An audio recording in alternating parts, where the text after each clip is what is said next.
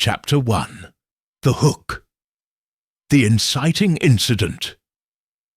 The sun had set, casting long shadows over the grand estate of the Havisham family, nestled in the heart of the English countryside.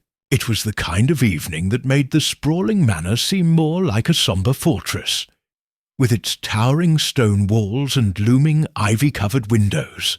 Inside, the air was thick with anticipation, for tonight was the unveiling of a long-anticipated art exhibition, an event that had drawn the elite of society to Havisham Manor.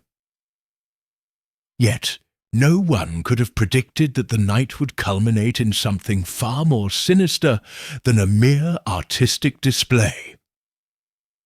The guests, dressed in their finest evening wear, milled about the spacious hall, their laughter and chatter echoing off the marble floors. Among them was the charming, enigmatic Lady Evelyn Havisham, the hostess of the evening. As the youngest daughter of the late Earl, she was known for her grace and beauty, but there was something else about her that intrigued, an aura of mystery, as though she were hiding a secret behind that dazzling smile. As the evening progressed, the guest list grew more eclectic. There was the celebrated art critic, Professor Arthur Blackwell, whose opinions on contemporary art were revered by all; Sir Henry Mallory, the wealthy industrialist with a penchant for eccentricity; and the disarmingly quiet Julian Hale, a local historian who had been a friend to the late Earl. Amidst the laughter and the clinking of glasses, the atmosphere shifted suddenly when a piercing scream rang out from the back of the hall. It was a sound of pure terror, the kind that immediately sent a chill down one's spine. The guests froze, eyes wide with alarm, before hurried footsteps echoed down the corridor, leading to the source of the scream. There, in the dim light of the gallery, stood Lady Evelyn, her hand pressed against her mouth as if to stifle a second scream. She looked down at the floor, where a body lay sprawled unnaturally, a grotesque smile painted on his face, his eyes wide open in frozen terror. It was Julian Hale, the quiet historian, but something was wrong, more than his untimely death. The smile on his face wasn't one of simple terror. It was as though his final moments had been mocked, his face contorted into a grotesque semblance of amusement, as if he were in on some dark joke that no one else understood. The room fell silent, the weight of the situation sinking in. How could this have happened? Who could have possibly done such a thing in the very heart of their midst? Lady Evelyn's face was pale, her hands trembling as she stared down at the body, her breaths shallow. Who would do such a thing? She whispered to herself, though no one was close enough to hear her words. It was then that the door opened, and in walked Hercule Poirot, his usual impeccably neat appearance as striking as ever. His eyes swept the room, noting the stunned expressions of the guests, the stillness that had taken hold of the manor. His gaze fell upon Lady Evelyn, who seemed to snap out of her trance when she noticed him. "Mon ami, you are in need of help, I see," Poirot remarked with a slight tilt of his head, his voice calm yet firm. He did not look at the body, nor did he show any outward sign of distress. His mind was already turning, his little grey cells springing into action. Without another word, Poirot walked slowly toward the body, his polished shoes clicking against the cold floor. The guests parted to allow him space, but no one dared speak. Lady Evelyn, pale and shaking, stood frozen, her eyes never leaving Poirot. Poirot knelt by the body, his sharp gaze taking in the smallest of details, the position of the hands, the slight discoloration of the lips, the unnerving mockery of the smile painted on the dead man's face. "You see, it is not just a murder," Poirot said, more to himself than to anyone else. It is a message." The room held its breath as the detective rose to his feet. Poirot turned to face the gathered guests, his expression as inscrutable as ever. "I shall need to speak with each of you. No one leaves until the mystery is solved," he announced, his words carrying the weight of inevitability. As he surveyed the room, the faintest glimmer of understanding flickered in his eyes. There was more to this than met the eye. The painted smile, the strange circumstances. This was not a simple crime. It was a puzzle, and Poirot was already piecing it together, one small detail at a time. The game was afoot. Chapter 2. The First Clues. The hush in the gallery was broken only by the faint chime of a distant clock, and the restless shuffling of expensive shoes on marble. Hercule Poirot, with his immaculate suit and neat moustache, knelt beside the lifeless body of Julian Hale. The painted smile twisted across the historian's face, a mockery in death. Poirot's gaze did not waver, examining every detail. Hands folded oddly, a single cufflink missing, lips stained slightly darker than the rest of the skin. He glanced upward. A delicate glass of red wine, its contents spilled in a crescent, caught the light nearby. The smell was sharp and sour. Poirot dipped a corner of his handkerchief into the liquid and held it beneath his nose. Wine, yes, but with an odd, acrid undertone. His eyes narrowed. Inspector Calloway arrived, heavy-set and out of breath, pushing through the anxious crowd. "What have we got, Poirot?" he asked, trying to inject authority into his voice. Poirot's answer was gentle. "Death, Inspector, but one with the face of comedy and the spirit of tragedy." He gestured to Lady Evelyn, who was perched on the edge of a chaise, her fingers entwined so tightly the knuckles blanched. "Madame, you discovered the body." She nodded, her voice a trembling whisper. "I heard a strange laugh, like something was being mocked. When I entered, Julian was already gone." Sir Henry Mallory hovered at the drinks table, pouring a fresh glass with hands that were far too steady for the occasion. Professor Blackwell stood alone, examining the Jester portrait, lips moving in silent calculation. Each guest, Poirot noted, wore their nerves differently. Mallory with bravado, Blackwell with detachment, Lady Evelyn with shrouded terror. Poirot crouched again, touching the single glove at Julian's side. The second glove, its mate, was missing. In Julian's pocket, Poirot found a theatre programme dated from years prior. One page torn, the other marked in pencil. Curious. Poirot pocketed the programme with a flick of his wrist, unnoticed by all but Lady Evelyn, who watched him with haunted eyes. At the sideboard, a decanter of wine rested. Poirot checked the neck for prints. There was a fresh, smudged thumbprint, wiped hastily but imperfectly. Next to the decanter, a monogrammed handkerchief, initials J.H. "For Julian?" Calloway asked. Poirot replied, "It is too clean. It was planted or forgotten in panic." Near the window, Poirot paused, staring at the painted Jester, grinning, forever silent in his ornate frame. On the window-sill was a trace of white powder, faint as the last dust of laughter. Poirot scraped a bit onto his handkerchief. Chalk, perhaps, or something more sinister. A scatter of footprints trailed to the door, the edges blurring where someone had wiped hurriedly. Poirot followed them, then stopped. "Inspector, see here. These steps. Someone tried to erase their presence. Why be so careful if not for guilt?" Sir Henry approached, feigning curiosity. "Any progress, Monsieur Poirot?" Poirot's eyes met his. "Only that the killer wishes to be unseen, which in itself is revealing." Sir Henry laughed, a hollow sound, and returned to his drink. Poirot turned to the room. "Mes amis, you all have secrets.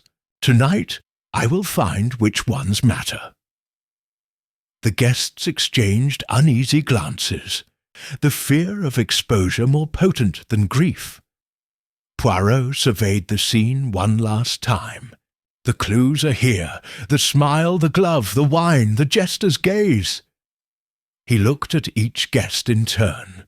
Every mask slips eventually. As the clock struck again, Poirot felt the tension rise. Every gesture, every silence was heavy with meaning. The investigation, he knew, had only just begun. Chapter 3. The Gathering of Suspects. Inspector Calloway's gruff voice echoed through the gilded halls as he summoned everyone into the drawing-room. Heavy velvet drapes muffled the last rays of dusk, cloaking the assembled faces in shadows. Poirot observed each guest as they entered. Every stride and hesitation another silent clue. Lady Evelyn Havisham entered first, her composure restored, but her hands betraying her nerves. She sat upright, posture impeccable, and kept her eyes fixed on the far wall. Sir Henry Mallory followed, his brisk gait purposeful, his gaze darting to each corner of the room before settling into a deep armchair. His every movement radiated practised confidence, but his fingers drummed an irregular rhythm on the polished wood. Professor Arthur Blackwell shuffled in last, clutching his pen and notebook to his chest like a talisman. He moved with the uncertainty of a man used to solitude, not scrutiny, and avoided meeting anyone's eyes, least of all Poirot's. Inspector Calloway cleared his throat, addressing the group. "No one is to leave this house. I'll have questions for all of you. Until then, you're to remain here under my supervision." His tone left no room for protest. Poirot stood beside the fireplace, the flames casting his silhouette large and watchful. "Mes amis, is it a kindness, perhaps, to allow me a few words before we begin? Already I have seen much to intrigue the little grey cells." Lady Evelyn spoke first, her voice even but thin. "Julian was a friend to us all. He had no enemies here." Poirot raised a gentle eyebrow. No enemies, perhaps, but were there secrets?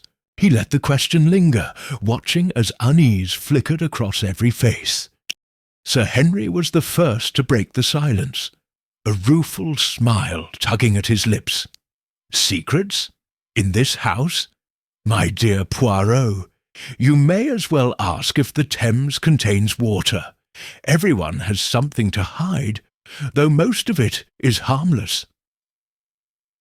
Professor Blackwell, still clutching his notebook, muttered, "Julian was troubled lately. He confided in me about a quarrel with a colleague. I assumed it was nothing serious, but perhaps I was wrong." Poirot turned to the inspector. "Might I trouble you, Calloway, for a guest list?" The inspector, though reluctant, handed over a folded page. Poirot scanned it, noting 3 additional names: Miss Violet Pemberley, Julian's cousin and an amateur artist; Captain Charles Fenwick, a retired officer with a reputation for fiery temper; and Mrs. Genevieve Marceau, a French pianist, renowned for her elegance and discretion. "I would like to see them all," Poirot declared, "for each thread may be part of the larger tapestry." As if summoned, the remaining 3 entered, each with their own brand of unease. Miss Pemberley, petite and severe, eyed the room with suspicion. Captain Fenwick's heavy boots thundered on the floor, his brow furrowed as though marching into battle. Mrs. Marceau glided in, serene and inscrutable, her gloved hands folded over a sheet of music. Poirot greeted them, polite but watchful. Let us not forget, the jester in his day wore a mask for amusement. Here, perhaps, the masks are for protection. Inspector Calloway stationed a constable at each door. Poirot took in the scene. a tapestry of personalities, each with their own history, tensions, and subtle hostilities. Miss Pemberley broke the tension with a clipped question. "Do you believe one of us? Did this, Monsieur Poirot?" Her words sent a ripple through the room. "I believe," Poirot replied softly, "that the truth is rarely what it seems, mademoiselle. The jester's smile tells us this."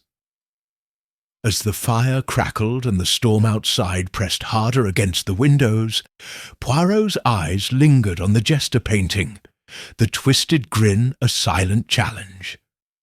The suspects now gathered, sat in uneasy silence, each one feeling the weight of the detective's gaze.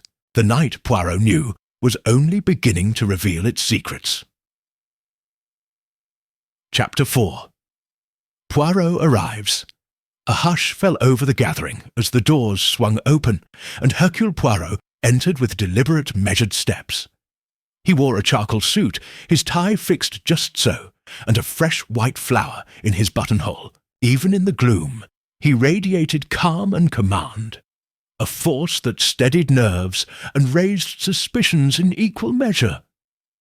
Inspector Calloway nodded to him, more in relief than greeting. Poirot inclined his head.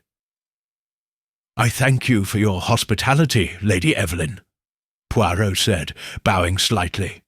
"I regret that it must be under such distressing circumstances." His accent was a comforting melody, but his eyes were already at work, assessing the energy of the room.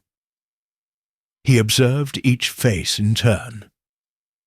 Lady Evelyn's composure was admirable, but her right hand twisted the fabric of her dress. Sir Henry Mallory's gaze was sharp, almost defiant, meeting Poirot's own before sliding away. Professor Blackwell's expression was veiled by his spectacles, but his fingers fidgeted at his lapel. Miss Pemberley's lips pressed into a thin line, and Captain Fenwick paced the periphery like a caged animal, arms folded. Mrs. Marceau sat motionless, serene, her hands folded in her lap. Poirot addressed the group. "Before we begin, I would like to ask each of you to remain as you are. In such situations, it is not only what is said, but what is done, and how it is done, that speaks volumes." Inspector Calloway cleared his throat, but Poirot gestured gently. "If you please, Inspector, I would prefer to conduct my inquiries in my own way." Calloway nodded, stepping back. Poirot paced slowly, examining the furnishings, the faint imprint of a shoe on the carpet, the arrangement of glasses on a sideboard. He stopped at the jester painting, the smile bright in the firelight. "A most striking piece, Lady Evelyn. May I inquire, has it always hung here?" She shook her head. "It was brought out for tonight. Julian insisted. He said it would set the tone for the exhibition." "Ah, an artist's whim," Poirot mused. "And yet, now it presides over a most grave scene." He continued, "I have observed that tragedy and comedy are often separated by the thinnest of lines. Tonight we are faced with both, a smile and a death." Poirot moved to the sideboard, lifting the monogrammed handkerchief. He held it up, noting the initials. "Monsieur Hales, perhaps?" Blackwell nodded. Poirot studied the guests, then returned the handkerchief, his expression unreadable. He next examined the empty glass and the decanter, the latter's neck smudged. "It appears someone was in haste. Such haste rarely comes without reason." Poirot's eyes flicked to the footprints, the faint powder by the window, and the arrangement of seating. Nothing escaped his notice, though he said little. Each guest watched, some trying not to fidget, others meeting his gaze with boldness or fear. At last, Poirot stood in the centre of the room. Each of you was here tonight for a reason. No, some for art, some for friendship, others perhaps for things unsaid. But now we are drawn together by necessity. The truth will reveal itself if we are patient. Lady Evelyn asked quietly, "Do you believe one of us is responsible, Monsieur Poirot?" Poirot smiled softly. "In every closed circle it must be so. The task is to understand not only what was done, but why, and by whom." He looked once more to the jester's painted grin, then back to the circle of guests. There are always signs, habits, gestures, a glance too swift.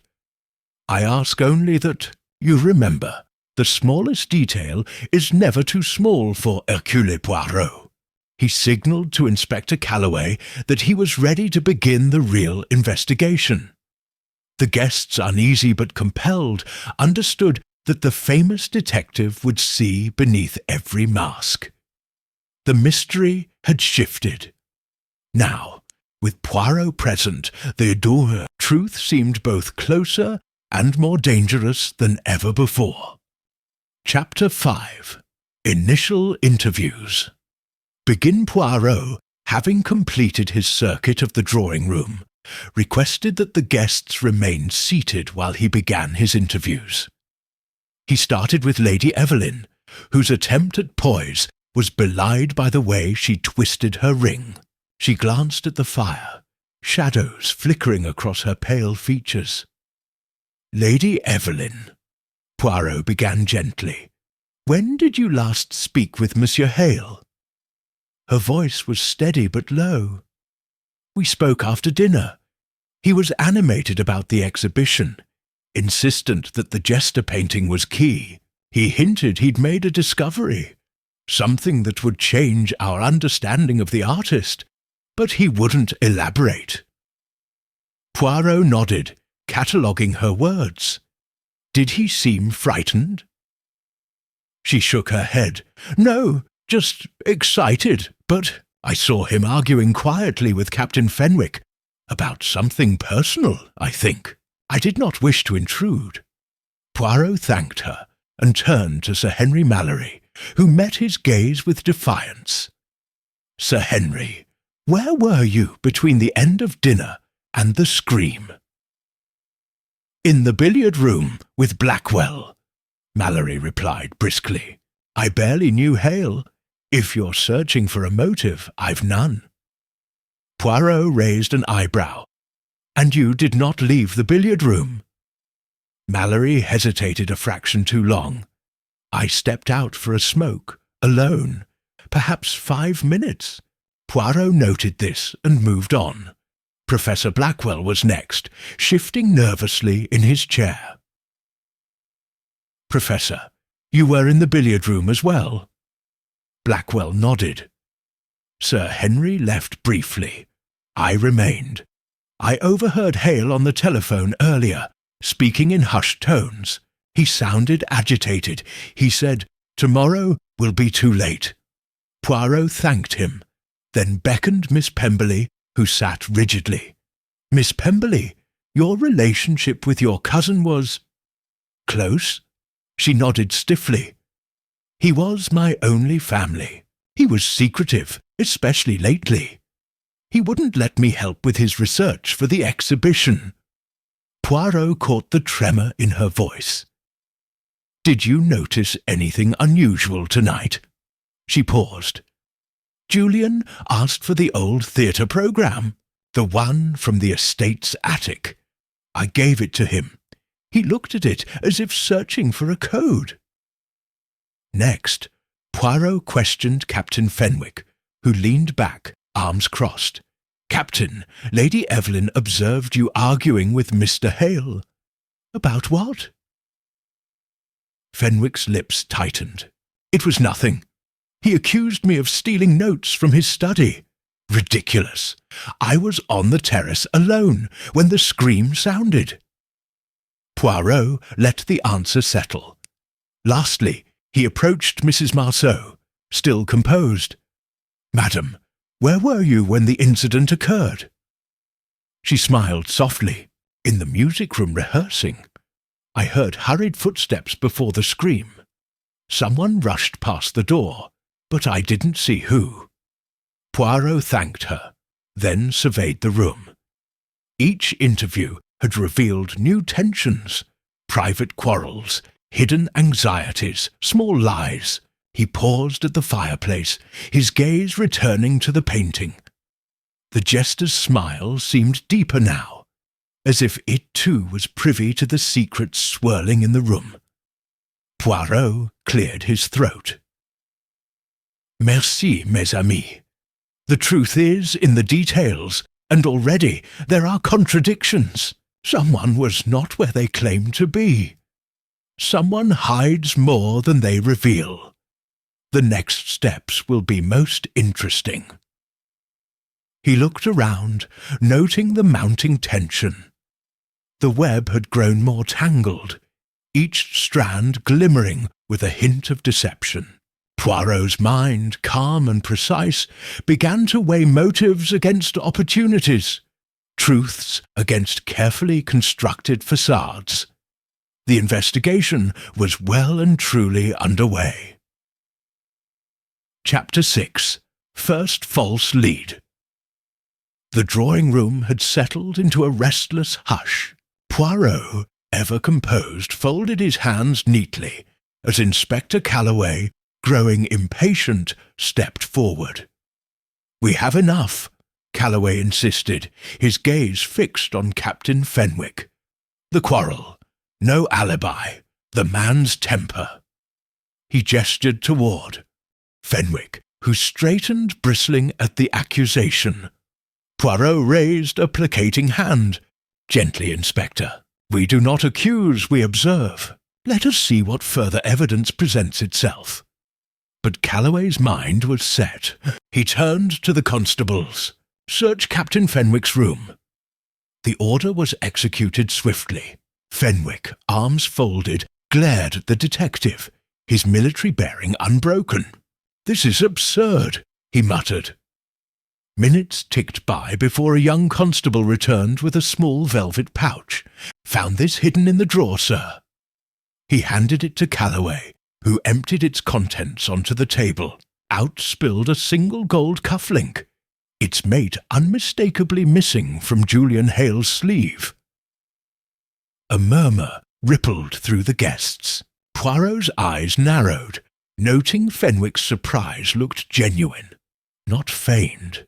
Lady Evelyn pressed her hand to her lips. That looks like Julian's," she whispered. Calloway's voice was triumphant. "And so, Captain, how do you explain this?" Fenwick's face hardened.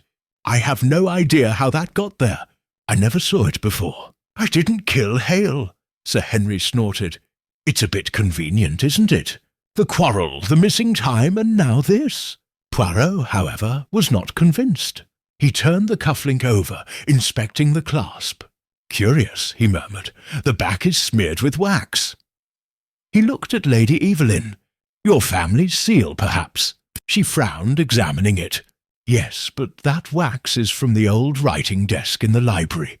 Julian kept his research notes there."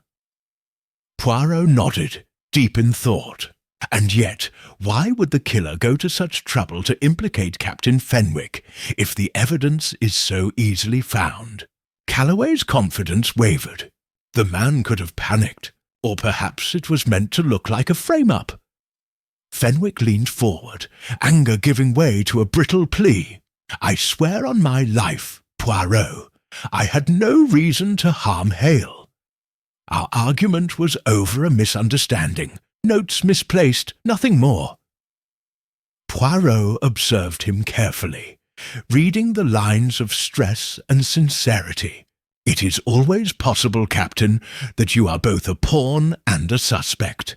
We must be cautious." Miss Pemberley, silent until now, spoke up. Julian was secretive. If he felt threatened, he would not have confided in anyone. "Not even me," Professor Blackwell scribbled furiously in his notebook, pausing only to glance up. Perhaps the answer lies in the painting. Julian's obsession was not with art for its own sake, but with the story behind it. Poirot's mind ticked through each detail. The wax, the cufflink, the argument, and the painting. A chain of circumstantial evidence strong enough to convince an eager inspector. But to Poirot, it was all too neat, too convenient. Someone was steering the investigation. He faced the room. We must not be hasty. When a clue appears too readily, it is often a gift, one from the true criminal. The guests looked from one to another, suspicion mounting. Captain Fenwick, though under scrutiny, seemed less the villain and more the victim of a careful deception. Poirot turned back to Calloway. We must look further. The killer is clever, Inspector. Clever enough to paint a smile where there should have been fear. He stepped to the window, gazing at the painted Jester, and felt the eyes of the room upon him. Outside, thunder rumbled in the night, as if echoing the tension within. The real mystery, Poirot sensed, was still only beginning to unfold. Chapter 7. The Psychological Game. The tension inside the drawing room seemed to vibrate with every tick of the grandfather clock. Captain Fenwick sat rigid, shoulders hunched in silent fury, while Inspector Calloway paced the perimeter, eyes darting for the next slip, the next telltale sign. Poirot, meanwhile, remained still, so still that it was as if he absorbed the energy of the room into himself, letting each subtle glance and nervous twitch reveal its own story. Poirot's approach shifted. He no longer fired direct questions, but instead allowed silences to stretch and observations to hover in the air, like a net drawn tighter around the suspects. He chose to start with Lady Evelyn, who seemed unable to look away from the painted Jester above the fireplace. "Madam," Poirot said quietly, "the smile on that painting. Did Julian ever mention why it unsettled him so?" Lady Evelyn blinked, startled. "He said it was a symbol, a joke nobody laughed at, a mask nobody could remove. He claimed it was more than just art, that it was a warning." "A warning to whom?" Poirot pressed, his tone light, almost absent. She shivered. "To anyone who believed secrets could stay buried." Poirot let her words hang in the air, then turned, catching Sir Henry's eyes just as he looked away. "Sir Henry, you seem distracted. Are you reliving the evening in your mind?" Sir Henry's answer was slow, measured. "I've seen men die before, Poirot. But this—" He shook his head, lips tightening. "There's something theatrical about it. Too elaborate for a simple grudge." "Indeed," Poirot said, "and the person who engineered it knows we are searching for meaning. That is why I ask myself, who benefits from confusion?" His gaze flicked to Professor Blackwell, who scribbled furiously in his notebook. Poirot approached, lowering his voice. "Professor, you observe, but do not speak. What conclusions do you draw?" Blackwell hesitated, then offered, "It feels like someone wants to direct suspicion, to orchestrate panic. The false clues, the dramatic display. It's all part of a game." Poirot nodded thoughtfully. "A game, yes, but one with high stakes." He then crossed to Miss Pemberley, whose eyes darted to the side whenever he neared. "Miss Pemberley, when you gave Julian the theatre programme, did he explain its purpose?" She shook her head. "He just said he needed it for reference. Something about hidden meanings, codes in the margins. I never saw it again." Poirot asked, "Did anyone else know of this programme?" She hesitated. "I think Mrs. Marceau saw it. She was in the library when I fetched it." Poirot's eyes moved to Mrs. Marceau, who sat perfectly poised, her hands folded like a pianist awaiting her cue. "Madame, did you notice anything strange about the programme?" She smiled softly. only that Julian guarded it as if it were priceless. He hid it when anyone entered, but I once saw him copy a phrase into his notebook.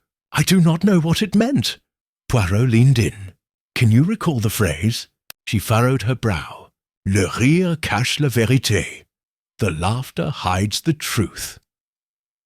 Poirot's eyebrows lifted, the faintest glimmer of satisfaction in his eyes.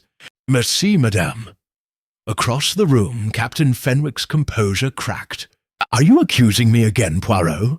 Or have you finally realized someone is playing us all? Poirot responded gently. No accusations, Captain. Only observations. But perhaps the real question is not who hated Julian, but who feared what he knew. The silence that followed was heavy, and Poirot sensed a subtle shift.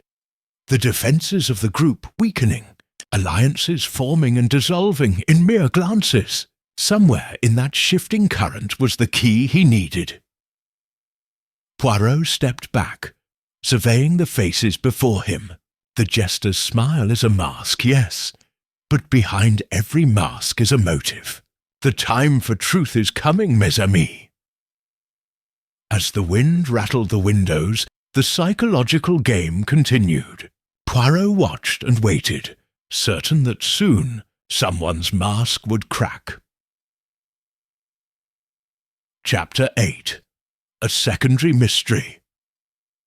The storm intensified outside, its relentless drumming now matched by the mounting unease within Havisham Manor. Poirot sensed the room shifting, old alliances breaking, fresh suspicions kindling. He stood near the window, watching lightning illuminate the painted jester, its grin flickering in and out of shadow. It was as though the house itself held its breath, waiting for another shock. Poirot's attention was caught by a flurry of activity near the corridor. A maid burst into the drawing-room breathless, her face pale with fright. "Madam, Lady Evelyn, there's been another incident." All eyes turned to the trembling girl. Poirot moved swiftly, motioning for her to continue. "In the library, sir.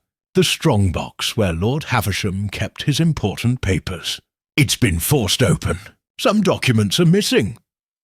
The guests exchanged startled glances. Inspector Calloway was quick to react, signalling 2 constables to guard the exits. "Nobody leaves. We will check the library now." They hurried down the grand corridor, Poirot at the front, his mind already racing through possibilities. The library door stood ajar. Within, drawers were wrenched open, papers scattered across the ornate rug. The ancient strongbox sat on the desk, its lid bent back crudely, lock snapped clean. Poirot's eyes darted from the wreckage to the faces behind him. Lady Evelyn gasped, clutching the edge of the desk. Father's will was in there, along with his private correspondence. Sir Henry Mallory's voice was low, urgent. "Are we to believe this is a coincidence? A murder, and now a theft?" Poirot raised a hand. "No, monsieur.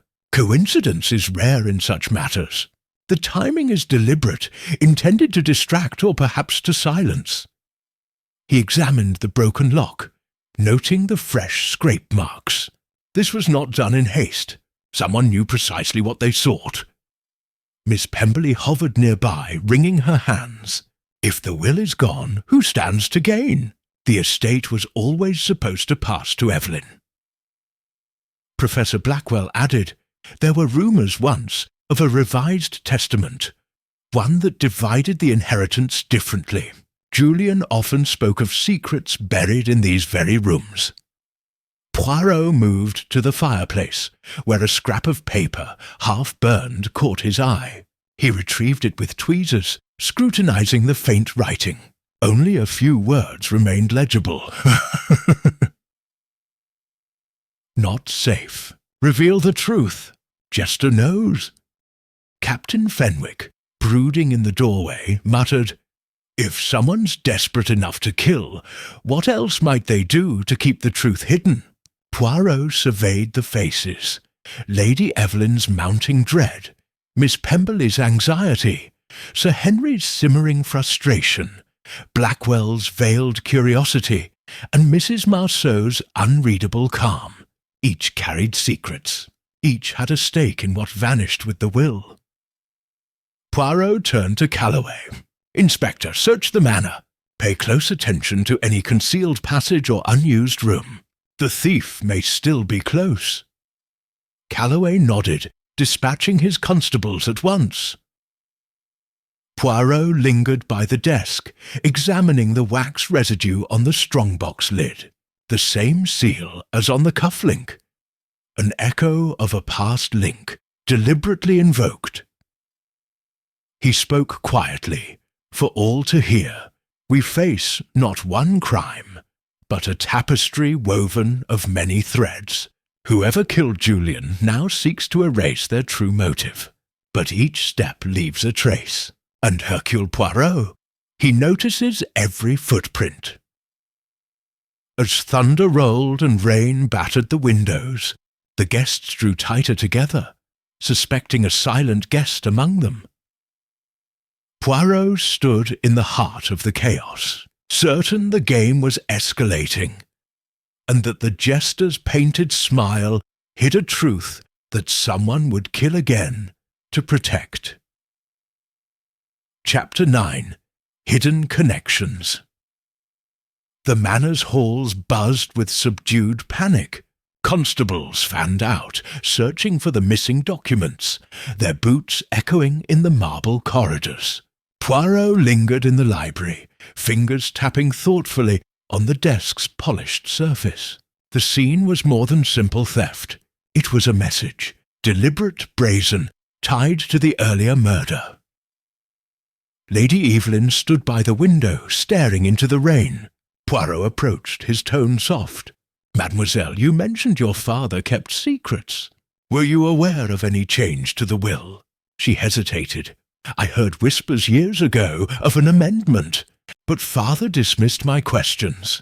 Julian worried about it, but he never confided details, only that some stood to lose more than they admitted." Poirot nodded, eyes glinting. Who would benefit most from such a change? Evelyn's voice dropped. "Sir Henry. He was my father's old friend, but their relationship soured. There were rumours father planned to leave Sir Henry only a token sum. Sir Henry never forgave that." Poirot stored this away, then crossed to Professor Blackwell, who was still studying the Jester painting. "You seem fascinated, Professor." Blackwell didn't look up. Julian believed the painting hid more than artistic intent.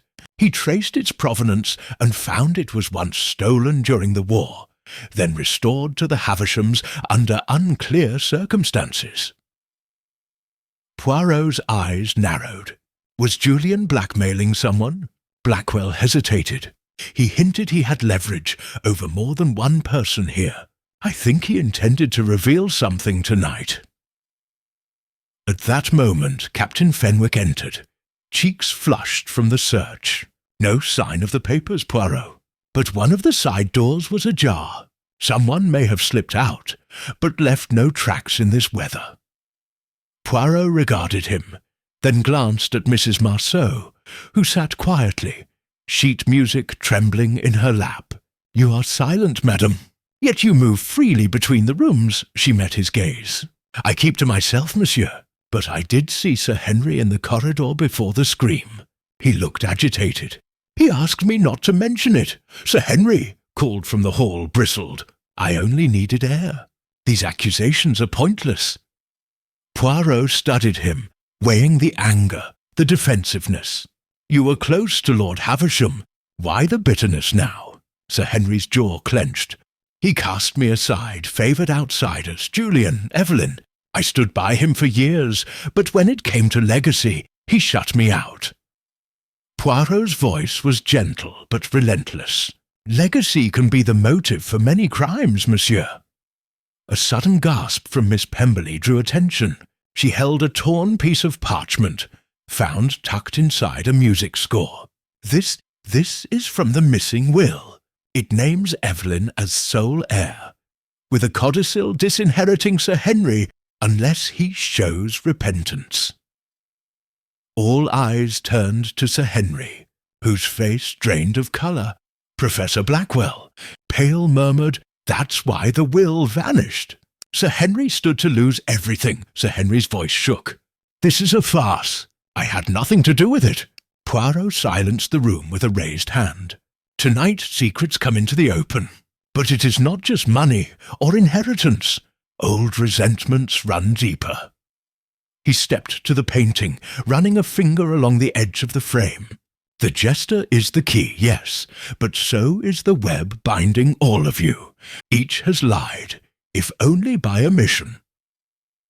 The storm raged outside, a fitting backdrop to the turmoil within. Poirot sensed the threads at last converging. Lost fortunes, wartime betrayals, broken promises, and love warped by resentment. Somewhere among them, the motive for murder and theft hid in plain sight. Poirot turned, addressing the group. "I promise you, the truth, like laughter, will not stay buried, and the Jester's painted smile will soon lose its mystery." Chapter 10. Poirot's Secret Clue. The evening wore on, the storm's fury never abating. Poirot, mind ablaze with questions, paced the silent gallery, his keen eyes drifting from the Jester's mocking face to the guests scattered about the drawing-room. Each wore exhaustion as a mask, but beneath the surface, anxiety simmered. Poirot paused by the hearth, glancing at the ornate clock. A minute detail caught his attention. A fine dark thread caught in the clock's winding key. It was barely visible, but to Poirot it spoke volumes. He delicately removed it and examined it under the light, revealing a faint trace of red pigment along the fiber's edge. He pocketed the thread, mind spinning. Nearby, Lady Evelyn sank deeper into her chair, her eyes hollow from sleeplessness. Poirot approached, speaking quietly. "Mademoiselle, you appear troubled. Has something more come to you?" She hesitated. "Only a memory. Julian was restless these past weeks, always watching the Jester painting. He claimed he'd seen it shift, just a fraction, as though it hid a secret." Poirot nodded thoughtfully, then approached Miss Pemberley. "May I see the theatre programme you gave Julian?" She produced it, her hands trembling. Poirot flipped through the pages, noting faded pencil marks and an oddly thick margin near the centrefold. With nimble fingers, he pressed the spine. Suddenly, a tiny slip of parchment slid free. He caught it just before it fluttered to the floor. On the parchment, written in hurried script, "Smile for the fool, and the fool will show you the key." J.H. Poirot studied the phrase, his mind racing with implications. Julian left a riddle, one pointing to the painting itself. He walked to the Jester portrait, inspecting its gilded frame. Subtle scratches at the lower right corner drew his attention. A recent disturbance, perhaps from hurried hands. Poirot pressed gently, and a faint click sounded. The lower panel eased open, revealing a small recess behind the canvas. Within lay a single brass key, tied to a faded red ribbon. Poirot's eyes gleamed. "The key, mes amis, to what, I wonder?" He pocketed the key discreetly, closing the panel. None but Miss Pemberley saw, and she met his gaze with wide, nervous eyes. Professor Blackwell wandered close, his voice low. "What do you seek, Poirot? Surely not answers in old riddles." Poirot smiled faintly. "Sometimes, Professor, riddles guard the most dangerous truths." Inspector Calloway, frustrated by the lack of a clear suspect, called for everyone's attention. "We are no closer to solving this. The will is still missing, and Julian's killer could be anyone here." Poirot let the argument play out, quietly retreating to the library. There, he examined the stolen document's empty strongbox. He fit the brass key into the lock. It turned smoothly, confirming his suspicion. The killer had not needed force to open the box. He removed the key and replaced it in his pocket, returning to the drawing room with an air of serenity. The guests watched him, some in hope, others in dread. Poirot considered each person: Lady Evelyn, whose sorrow had deepened; Sir Henry, whose frustration now bordered on panic; Miss Pemberley, whose loyalty warred with fear; Professor Blackwell, hiding behind his notes; Captain Fenwick, tense and resentful; Mrs. Marceau, calm but watchful. He had learned what he needed. Someone among them possessed both the knowledge of the key and the ruthlessness to kill for what it unlocked. Poirot's mind sharpened around one inescapable fact.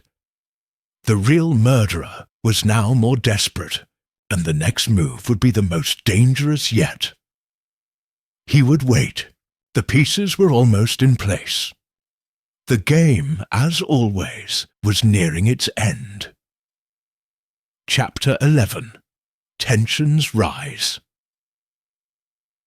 The night pressed close around Havisham Manor, the storm's drumbeat now matched by the thrum of nerves in the drawing-room.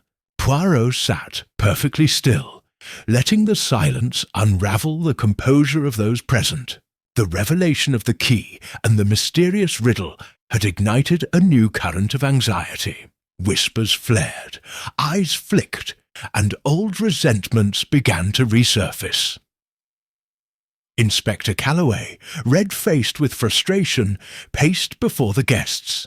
Someone in this room knows more than they're admitting. The will is missing, and so are vital answers. If you have anything further to say, now's the time. No one spoke, but the shifting glances told a different story. Poirot observed the silent accusations passing from Sir Henry to Lady Evelyn, from Miss Pemberley to Captain Fenwick. Professor Blackwell scribbled furiously, as if determined to record the unravelling before it was too late. Poirot broke the tension with a question. "Tell me, Lady Evelyn, do you remember if Julian confided in you about a specific threat, or anyone behaving unusually in recent days?" Poirot caught the shift in Mrs. Marceau's expression, a tightening of the mouth, a slight narrowing of her eyes. He filed it away. Tensions escalated, alliances fracturing. Sir Henry and Lady Evelyn, once cordial, now eyed each other with barely masked suspicion. Miss Pemberley whispered to Mrs. Marceau, who responded with only the faintest nod. Captain Fenwick stood alone, staring at the storm. Poirot stood, drawing the room's attention. Let us remember, the person responsible for these crimes hopes confusion will serve as their shield. But in confusion, even the cleverest lies leave footprints. A crash of thunder punctuated his words. As if on cue, a constable entered holding a folded letter. "Found this, sir, in the billiard room, tucked behind a painting." Poirot took it, scanning the contents. His eyes narrowed. A letter, unsigned, threatening Julian if he revealed what he'd learned. If the Jester speaks, more than smiles will die. Inspector Calloway, emboldened, addressed the group. "One of you wrote this." "The net is closing." Sir Henry stood, anger boiling over. "If you suspect me, then say it. I've nothing left to hide."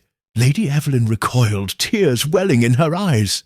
"You're frightening everyone, Henry." Poirot intervened, his voice calm but ironclad.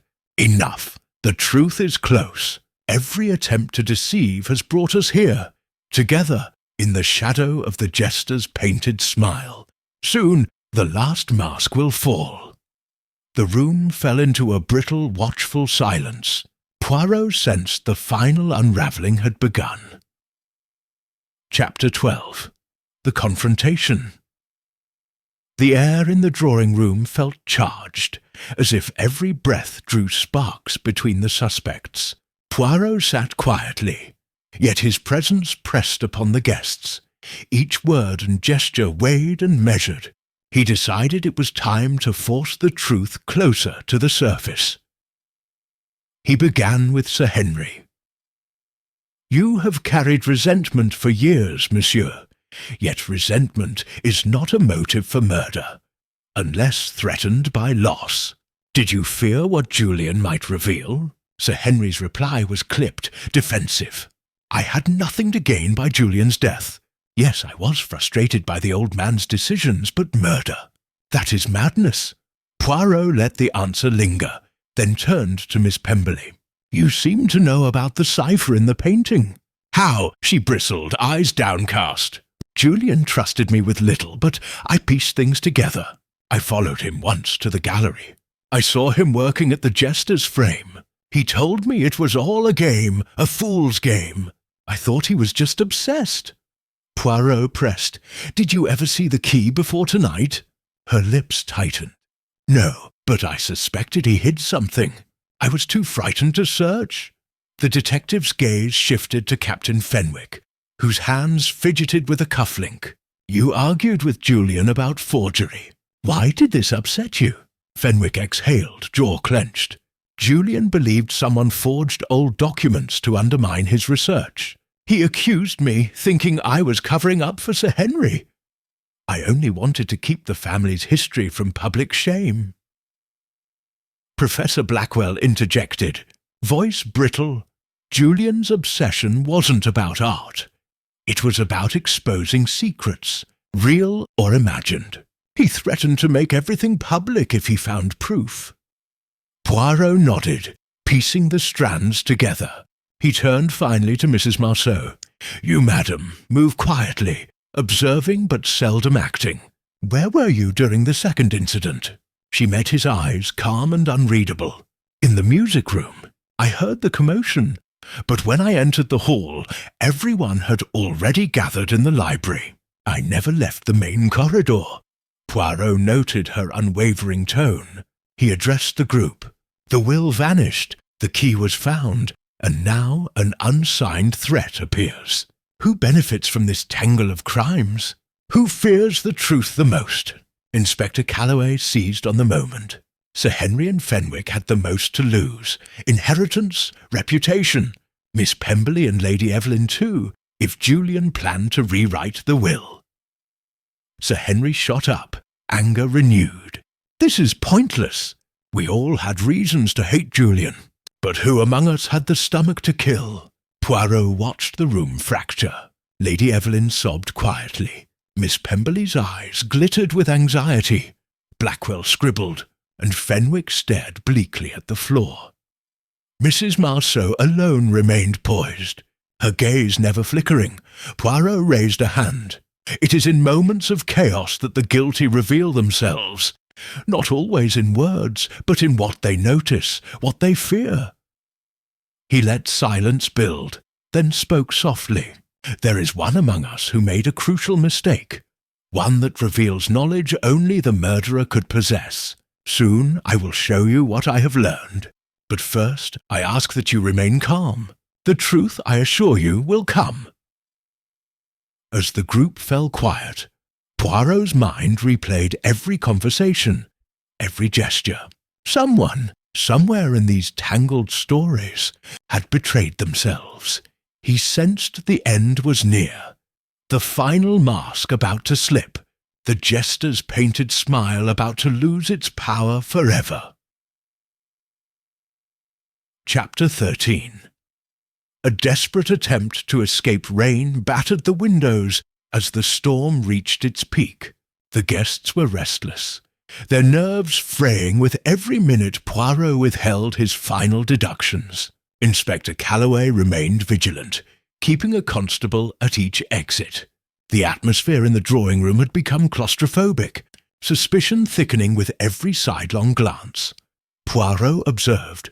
His posture relaxed, but his eyes razor-sharp, noting the mounting desperation in the room. Sir Henry paced like a caged animal, muttering under his breath. Miss Pemberley clung to her handkerchief, twisting it until the fabric stretched thin. Lady Evelyn stood by the hearth, her gaze unfocused. Suddenly, a commotion erupted near the library. A crash echoed through the corridor. A door thrown open with violent force. A constable's shout followed. "Stop! Come back here!" Poirot, Calloway, and the guests rushed toward the noise. Down the hallway, Captain Fenwick barreled toward the side entrance, coat in hand, eyes wild with fear. A constable lunged, grabbing Fenwick by the arm. But Fenwick twisted free, desperate, nearly slipping on the polished floor. "Let me go," Fenwick cried, voice cracking with panic. "You don't understand. I can't stay here any longer." Calloway caught up, pinning Fenwick against the wall. "Running will only make things worse, Captain. Why try to escape if you're innocent?" Fenwick's chest heaved. "I found something hidden in the music room. But when I went to bring it to Poirot, someone threatened me. I panicked." Poirot stepped forward, voice calm and incisive. "What did you find, monsieur?" Fenwick looked cornered, defeat overtaking his defiance. He reached into his pocket and produced a small envelope, sealed with red wax bearing the Havisham crest. Poirot took it, examining the seal unbroken, but the paper was smudged as if handled with trembling hands. Miss Pemberley and Lady Evelyn, drawn by curiosity and fear, hovered nearby as Poirot carefully broke the seal. Inside was a folded letter. Poirot read aloud, "The truth is buried beneath the fool's grin. The strong-box is not the only hiding place. If you read this, you are too close. Leave while you can," Lady Evelyn gasped. "That handwriting, it's Julian's. He wrote this before he died." Inspector Calloway frowned. "So why try to run, Fenwick?" Fenwick shook his head, misery etched on his face. "After the murder, I was searching for anything that would clear my name. I found the envelope under the piano bench, but then, I don't know who, a shadow moved in the corridor. I thought I'd be next." Poirot's gaze never left Fenwick's face. "Fear makes us do strange things, Captain, but it also clouds judgment. Did you see who threatened you?" Fenwick shook his head. "Just a figure in the dark, nothing more." Poirot pressed no further, instead turning the letter over in his hand, tracing the red wax. "The killer grows desperate. First the murder, then the theft, and now threats. Every move made tonight is an attempt to keep the truth from surfacing." Professor Blackwell, lingering at the edge of the group, spoke quietly. "Desperation is always a mistake. Whoever orchestrated this will reveal themselves soon." Calloway signalled for Fenwick to be escorted back to the drawing-room. The captain subdued now, fear robbing him of his bluster. Poirot, holding the letter, met each guest's gaze in turn, the challenge in his eyes unmistakable. "The end game is near," Poirot announced. "Tonight no one leaves. The truth, however painful, will be brought to light."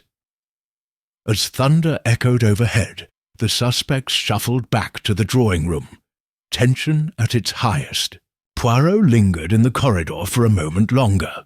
Considering the pieces falling into place, the desperate attempt had failed, but it had brought Poirot one step closer to the heart of the mystery. Chapter 14. The final piece falls into place. The drawing-room, once a sanctuary of refinement, had become a crucible of suspicion. Rain hammered the windows, distorting the candlelight and casting the suspects in shifting shadows. Poirot stood at the mantelpiece, the newly found envelope in hand, his gaze moving from face to face. Each guest bore the exhaustion of a sleepless night and the raw edge of anxiety.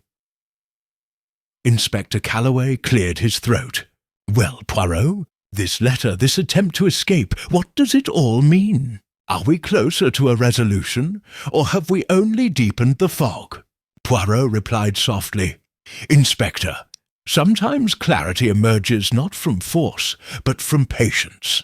Let the pieces settle, and the picture will reveal itself." He fingered the letter's wax seal again, mind replaying every detail of the night. Miss Pemberley clutched her shawl tighter, voice strained. Will this never end? Every time we think we're safe, something else shatters our trust. Poirot caught the shift in Mrs. Marceau's expression, a tightening of the mouth, a slight narrowing of her eyes. He filed it away. Tensions escalated, alliances fracturing. Sir Henry and Lady Evelyn, once cordial, now eyed each other with barely masked suspicion. Miss Pemberley whispered to Mrs. Marceau, who responded with only the faintest nod. Captain Fenwick stood alone, staring at the storm. Poirot stood, drawing the room's attention. Let us remember, the person responsible for these crimes hopes confusion will serve as their shield. But in confusion, even the cleverest lies leave footprints. A crash of thunder punctuated his words.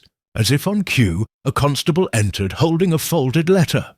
"Found this, sir, in the billiard room, tucked behind a painting." Poirot took it, scanning the contents. His eyes narrowed. A letter, unsigned, threatening Julian if he revealed what he'd learned.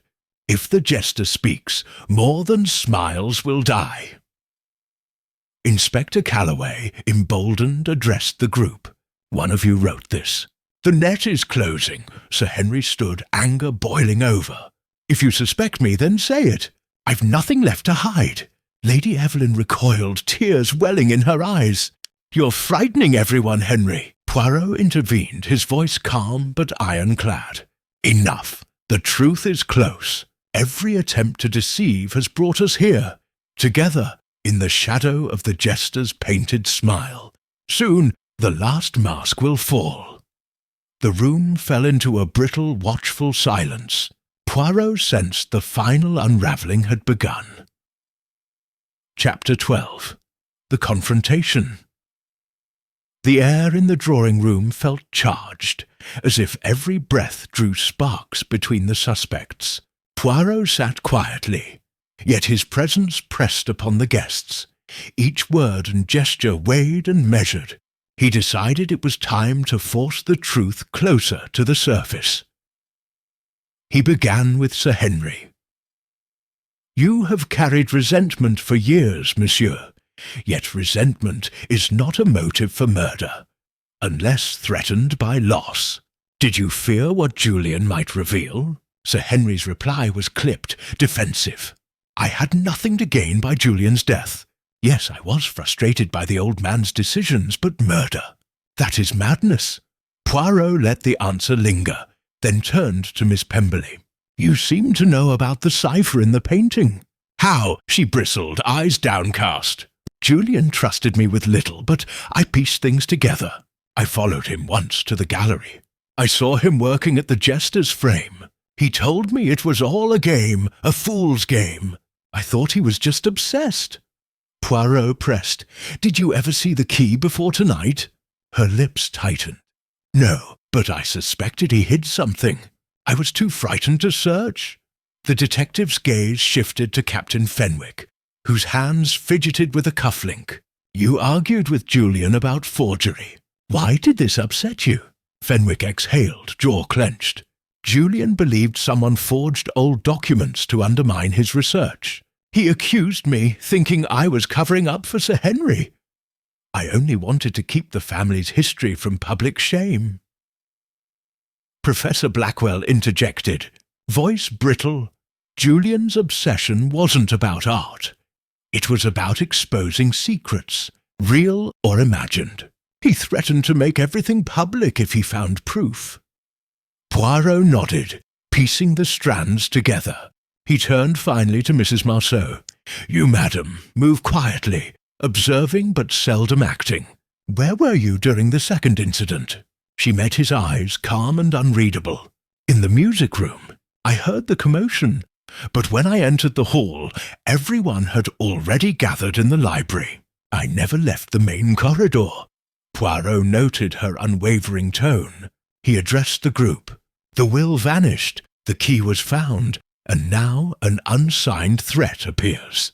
Who benefits from this tangle of crimes? Who fears the truth the most?" Inspector Calloway seized on the moment. Sir Henry and Fenwick had the most to lose. Inheritance, reputation. Miss Pemberley and Lady Evelyn too, if Julian planned to rewrite the will. Sir Henry shot up, anger renewed. This is pointless. We all had reasons to hate Julian. But who among us had the stomach to kill? Poirot watched the room fracture. Lady Evelyn sobbed quietly. Miss Pemberley's eyes glittered with anxiety. Blackwell scribbled, and Fenwick stared bleakly at the floor.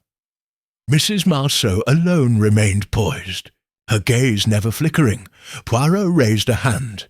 It is in moments of chaos that the guilty reveal themselves, not always in words, but in what they notice, what they fear.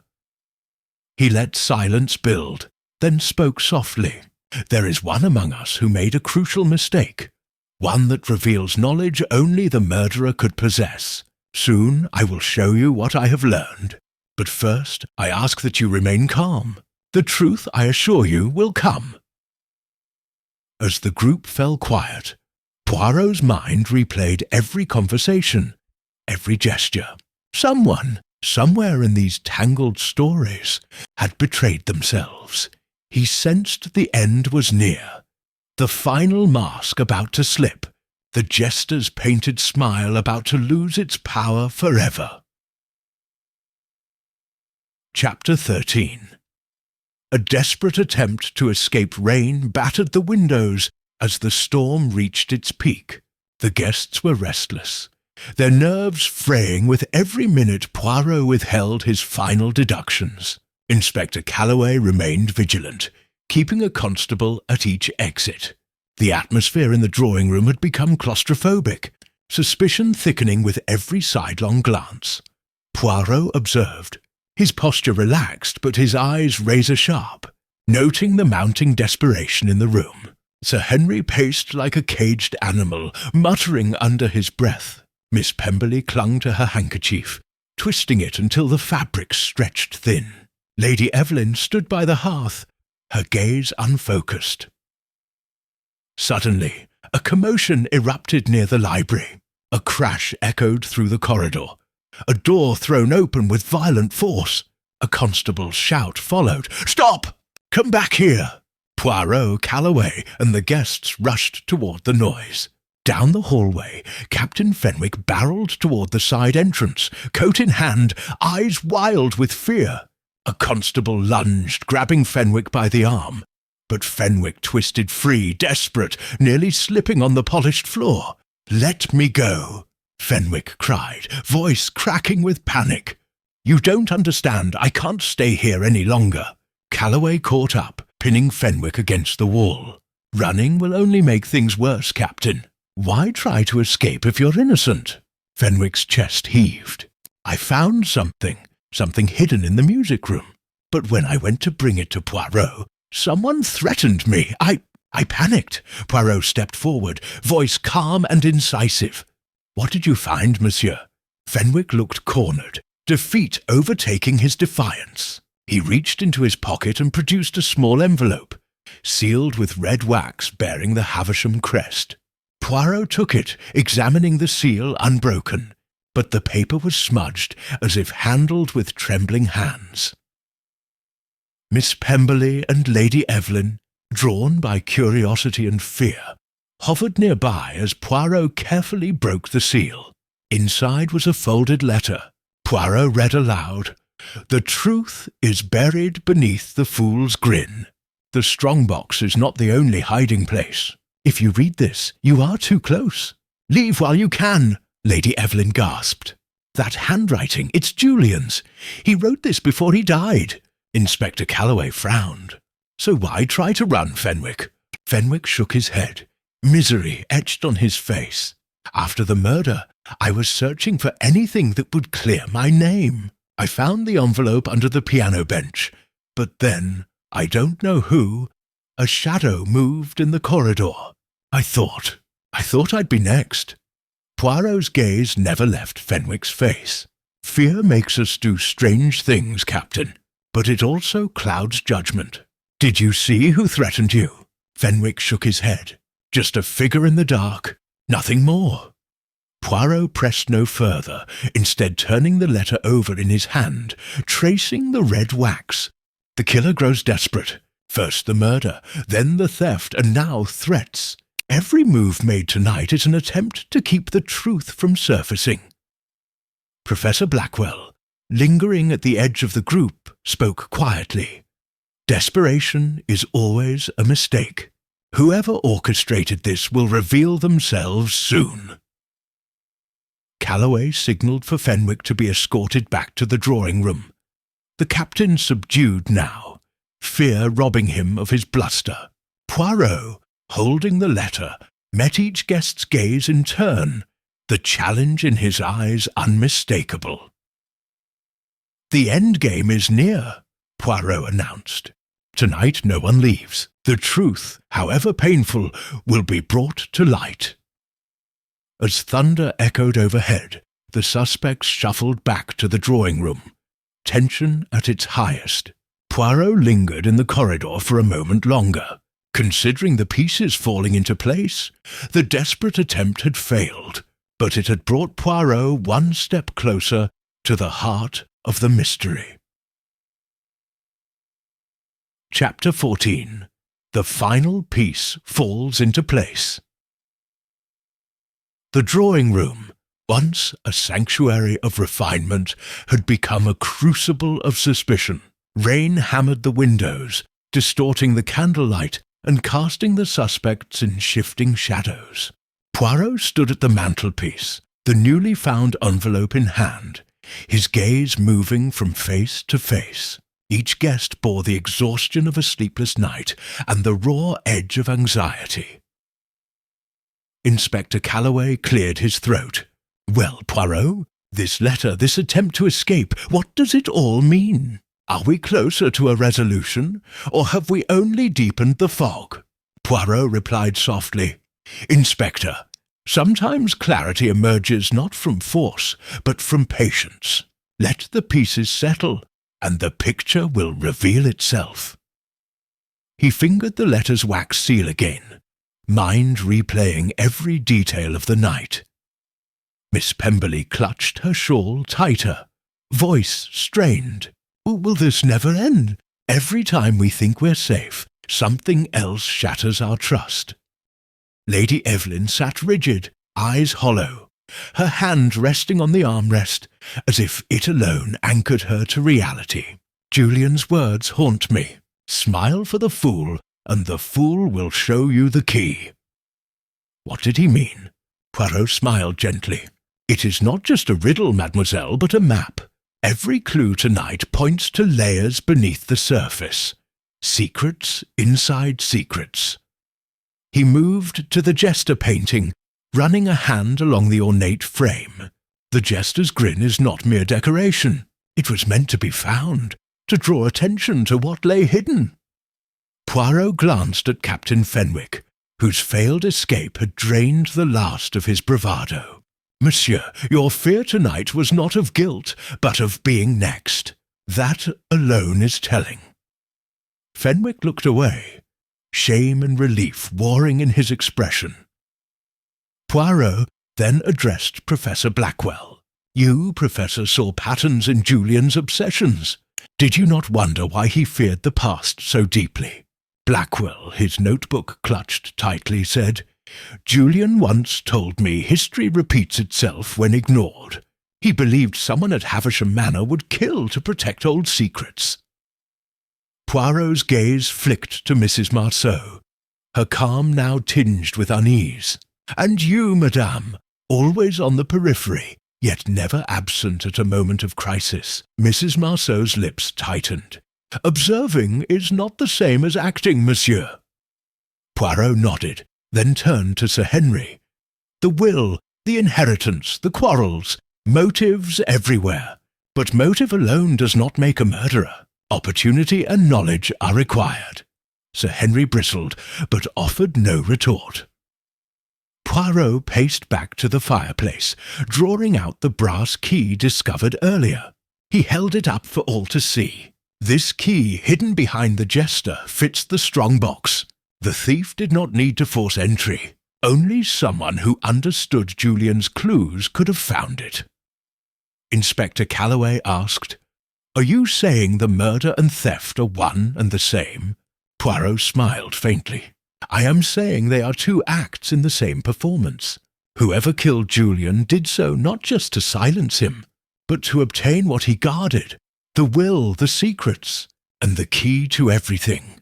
He turned the letter over, revealing a tiny smudge of red pigment, identical to the thread he'd found by the clock.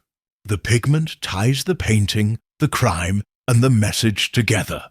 It is a signature left by the murderer, whether through arrogance or haste. A hush descended as Poirot addressed them all. "I have everything I need, but timing is crucial. The last piece will fall when the guilty reveal themselves, not in words, but in action." Thunder rattled the glass. The suspect shrank from his gaze, realizing that, for the first time, the end was near. Poirot's mind was made up. He would call them all together one final time. In the hush before the revelation, the Jester's smile seemed to shimmer. A secret about to be unmasked.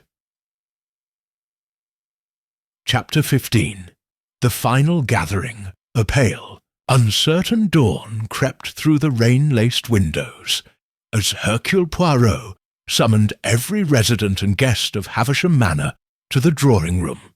The storm, once a howling force, had quieted to a persistent drizzle that streaked the panes and left the world outside looking ghostly and blurred.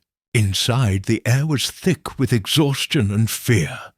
A night of murder, theft and betrayal had pressed every soul to the edge. Poirot stood in front of the fireplace, hands folded behind his back, framed by the grinning Jester painting above the mantel. His figure, usually modest and composed, now seemed to command the entire room, a quiet authority that made every heart pound a little harder. Inspector Calloway hovered by the main doors, arms crossed, his jaw tight with a blend of anticipation and doubt. Lady Evelyn perched stiffly on a settee near the fire, her face pale and drawn, hands twisting the hem of her silk dressing-gown. Miss Pemberley, Julian's cousin, stood a few paces away, lips pressed thin, eyes red-rimmed from tears and sleeplessness. Sir Henry Mallory lingered near the sideboard, glass in hand, trying and failing to look nonchalant as he watched Poirot's every move. Captain Fenwick, posture rigid, stationed himself at a window as if longing for escape. Professor Blackwell clutched his notebook, gaze darting from face to face. Mrs. Marceau sat by the piano, one elegant gloved hand resting atop the keys, her face unreadable. Poirot cleared his throat, commanding the room's attention without raising his voice. "Mes amis, I have gathered you here because this house, for all its beauty, has become a maze, a labyrinth of secrets, half-truths and danger, but every labyrinth has its centre. Tonight, its cruelest mysteries shall be unravelled." He let silence gather, tension rising with every heartbeat. Rain tapped a gentle rhythm on the glass. "I ask you to listen, not just to my words, but to the story this night has told, one woven not from fantasy, but from the smallest of truths.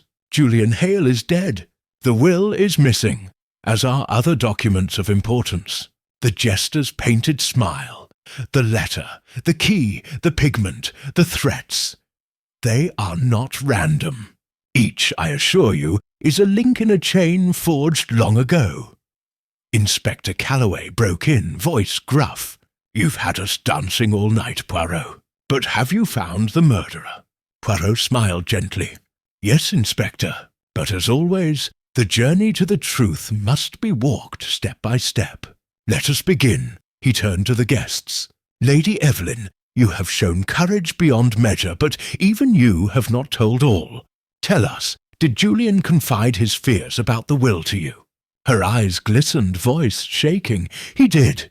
He believed someone would stop at nothing to hide the truth, that the will had been altered, that father's legacy was at stake. But he never said who he suspected. Poirot nodded. And yet you told no one, not even Sir Henry, who had been your family's friend for years. She shook her head. I was afraid. The house felt haunted by secrets. Poirot turned to Miss Pemberley. You found part of the will hidden in a music score, but you did not bring it forward at once. Why? Miss Pemberley hesitated, voice barely above a whisper. I didn't know who to trust. Julian had warned me, trust no one, not even blood. I thought if I could find proof, I could protect Evelyn, or at least buy time. Sir Henry slammed his glass onto the sideboard, frustration brimming. Enough with these insinuations. If you know something, Poirot, spit it out. Poirot regarded him coolly. Patience, Sir Henry. You of all people know the value of timing. But I must ask, why did you quarrel with Julian the afternoon before his death? Sir Henry's face turned crimson, because he threatened to expose a private letter, one written in anger years ago. It was blackmail, nothing more. Poirot raised an eyebrow. Was it? Or did you fear what else he knew? Perhaps something about the painting's provenance, its journey through war, its role in your late friend's will. Sir Henry's jaw worked, but no answer came. Poirot shifted his gaze to Captain Fenwick. Captain, your attempt to flee the manor last night, was it guilt or fear? Fenwick's voice was hoarse, desperate. Fear. Someone threatened me in the corridor. I found a letter from Julian, warning that if the Jester speaks, more than smiles will die. I thought I was next. Mrs. Marceau finally spoke, her tone velvet smooth. You all circle the obvious. Julian loved riddles and secrets. He often told me the painting was more than art. It was a map, a testament to folly and pride. Professor Blackwell, voice trembling, added, he believed someone in this room would do anything to keep the past buried. And he was right. Poirot nodded slowly. Yes, that is the heart of it. Julian died because he threatened to reveal not only a hidden will, but the true history of the painting, the secret passage of inheritance, the stains of war, the lies that have become a second skin for some. He lifted the brass key, the room's focus sharpening. This key, hidden behind the Jester's smile, was the only means of opening the strongbox. The thief did not force the lock. They understood the clues, the games Julian played. Only one with intimate knowledge could have found it so quickly after his death. Poirot produced the slip of parchment. Smile for the fool, and the fool will show you the key. Julian left this for his murderer, not for the innocent. He knew the killer would come searching, knew their mind as well as they did. Lady Evelyn asked, voice breaking. Then who is it, Monsieur Poirot? Poirot paused, letting the hush stretch. First consider this. Each of you had a motive. Sir Henry feared disgrace and loss. Lady Evelyn, perhaps, wished to safeguard the family's legacy. Miss Pemberley, to protect a cousin. Captain Fenwick, to defend reputation. Professor Blackwell, to keep secrets buried. Mrs. Marceau, to protect old alliances. But motive is only one part.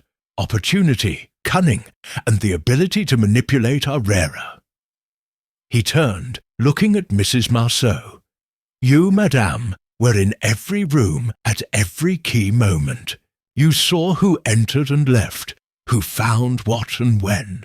You were not part of the family, but you knew its secrets, and you alone had access to the original correspondence. The coded notes in the music room, the will tucked inside the piano bench, the pigment to disguise your traces. The calm you displayed was not innocence, but calculation. Gasps rippled around the room. Mrs. Marceau's lips curled into the faintest smile. Defiance mingled with exhaustion. You are clever, Monsieur Poirot, but cleverness does not undo the past. Julian should have known. Some things are best left buried. Poirot's eyes were gentle, yet he believed truth was the only legacy worth leaving. He died for that conviction. Poirot made his farewells, his manner gentle, his gaze lingering on each face. Sir Henry chastened, Miss Pemberley grateful, Captain Fenwick contemplative, Professor Blackwell hopeful. As he donned his coat and took his hat from the stand, he paused one last time at the Jester painting. I have seen many smiles, mes amis, some masks, some invitations. This one, I think, is both. May it remind you always to look beneath the surface, and to seek laughter not at others' expense, but in compassion. With that, Poirot left Havisham Manor, the air fresher, the storm finally spent. The house behind him would never be quite the same, but neither would those who survived the night of the Jester's painted smile, a night when truth, though costly, had finally triumphed. Chapter 18. The Closing Remark. The sun had risen clear and cool, drying the last of the rain from the slate rooftops of Havisham Manor.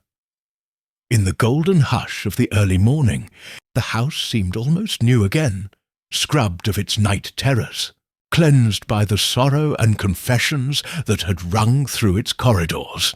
Yet as the household staff moved quietly through the rooms, picking up fallen candlesticks, rehanging paintings, drawing fresh water for the breakfast trays, a weight lingered in the air, a sense of endings and beginnings woven tightly together. Hercule Poirot, freshly shaven and crisp in his travelling suit, paused at the top of the staircase, gazing down into the vast entrance hall. For a moment he allowed himself the luxury of silence, of memory. The events of the previous night replayed with perfect clarity in his mind. The painted smile, the Jester's secrets, the fear and anger and heartbreak, the brittle dignity of confession, and the slow dawn of relief. Downstairs, the guests gathered one last time in the morning room, a room still fragrant with roses and faintly scorched candle wax. Lady Evelyn, now the mistress of the house, sat at the head of the table, her bearing gentle but composed. Beside her, Miss Pemberley poured tea with a steady hand, her nervousness replaced by quiet resolve.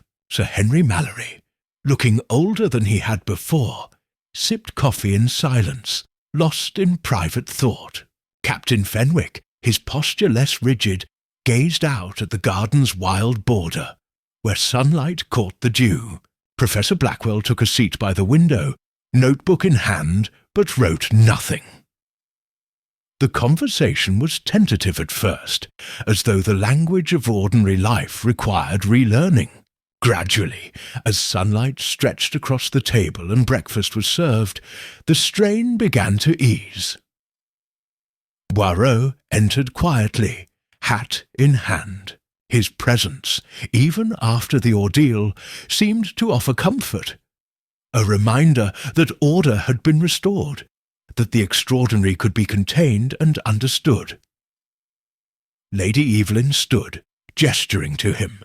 "Monsieur Poirot, please, join us for breakfast. You have more than earned it." He smiled, taking the offered place. "Merci, mademoiselle. It is always a pleasure to see the morning after such a storm." A ripple of agreement passed around the table, and Miss Pemberley ventured, "Will you return to London today, monsieur?" "In a few hours," Poirot replied.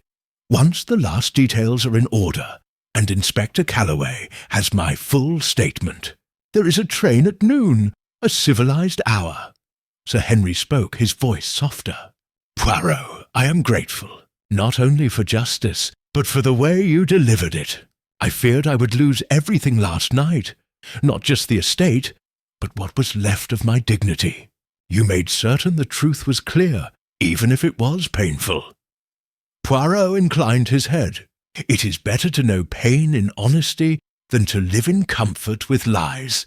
Sir Henry, I hope you will find a way to forgive yourself, as well as others." Fenwick, eyes on the sunlight, added, "I suspect that will be the work of a lifetime for some of us." "Perhaps, mon capitaine," Poirot said gently, "but life is long, and forgiveness, when granted, is a gift to both the giver and the receiver." Lady Evelyn, smiling for the first time in many hours, reached for Miss Pemberley's hand. "This house will change now. I want to open the gallery to the village, perhaps host concerts for charity. We need new laughter, laughter."